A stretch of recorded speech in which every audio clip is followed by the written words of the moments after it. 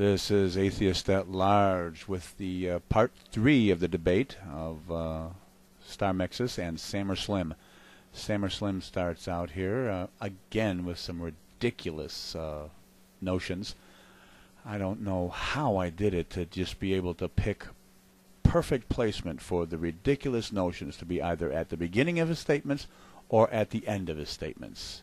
You know, I guess it must have been the power of debate faith. Well, let's continue on here with Sam or Slim starting, and then we'll have Star Mexus soon thereafter. Okay, thanks. But that is because Islam gets its roots from Abraham, and Abraham had two sons, Isaac and Ismail. Ishmael staying in the desert, speaking Arabic, and Isaac speaking Hebrew. Both of them, Eloh and Ilah, both mean God. And El in Arabic is a particle meaning the or that particularly unique, and Ilah means God. But I don't see how that's an argument. He brought up the verse of Surah Al-Masad, Tabbat yada abi lahabi wa tab, cursed be the hands of Abu Lahab, which was the Prophet's uncle, ma aghna anhu malahu wa ma kasab. His hands nor his wealth or his money will benefit him any good. Now this is actually, I'm glad Star brought it up, this is a verse in the Quran that was revealed very, very, very, very, very early on in the Prophet's time. That's because he proclaimed the message of Islam publicly, and his father, who was a polytheist, didn't like that, and he cursed Muhammad. He said, Tabatta, meaning, may you perish. Now I'll explain why it's a miracle.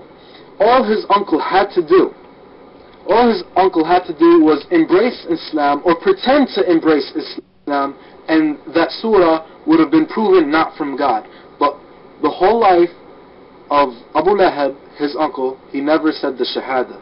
He could have faked it too, and it would prove that Quran did not come from God. Also, the pigs and monkeys. He said the pigs or monkeys are cursed, and God doesn't like the pigs or monkeys. No, he never said that. I don't know why you're assuming that. All the Quran says is that some people act like pigs and monkeys. It could be understood metaphorical, or it could be understood literal when God transformed the Jews into monkeys and apes. God has the power to literally do that, but it also can mean their character. Also, he said the Quran in Islam is clearly for the Arabs because you have to know classical Arabic. And I disagree with the first statement that it's not only for Arabs, because many people can learn Arabic. It's not that much of a hard of a language. You know, it takes a little time, but you can understand that. But even if you read the English translation, you'll get a close enough meaning, maybe like 30-40%. But many English-speaking and foreign language-speaking people learned classical Arabic. One of them being Hamza Yusuf. Hamza Yusuf learned Arabic fluently, and he's one of the many prominent scholars, non-Arab scholars of Islam. And that is my rebuttal, and it is your turn, Saint Star. Okay, alright, thank you very much. There was lag time, so I hope I addressed everything you wrote down. First of all, you said that the book was a pinnacle of eloquence, and people didn't believe it was from him.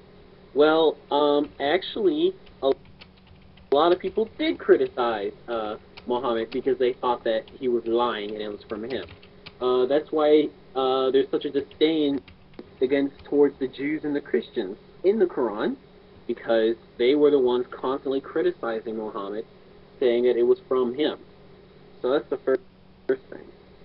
Let's see. You said that things are made in pairs. Everything is made in pairs. That's simply not true. I'm sure you've heard of hermaphroditic frogs and bacteria that do not have sexual pairs. And then you say the reason that it's from Abraham, the reason it says God is because it's from Abraham. Well, you know what? If you're going to make that kind of a statement, you need to prove it. In fact, the word God was used for many uses before. So to say it's from Abraham, you still need to prove that. And it's funny, you said that Surah 111 is about his father. I'm sorry, sir, that's not right. It's about his uncle. Muhammad's father died, and his mother. So it was way before the Quran was revealed. So it was in fact his uncle, not Quran, not his father. Oh well, I heard father. So that's the first thing. And let's see, what else did you say? That's all I can recall that you said that I had written down because of the lag. So, I mean, that's my rebuttal to that. Also, I want to bring up another reason. Like I said, that the Quran simply wasn't the word of a god. It was simply from a man. It talks about things that we know are wrong. For example, the tribe of Lut. It does say that they were the first homosexuals. If we read 780, clearly states, we also sent Lut. He said to his people, do ye commit such rudeness, referring to homosexuality, such as people in no creation ever committed before you? My emphasis on ever. So, again, it clearly states that homosexuality was not, did not exist prior to Sodom and Gomorrah. I challenge you to provide evidence that homosexuality was started at Sodom and Gomorrah.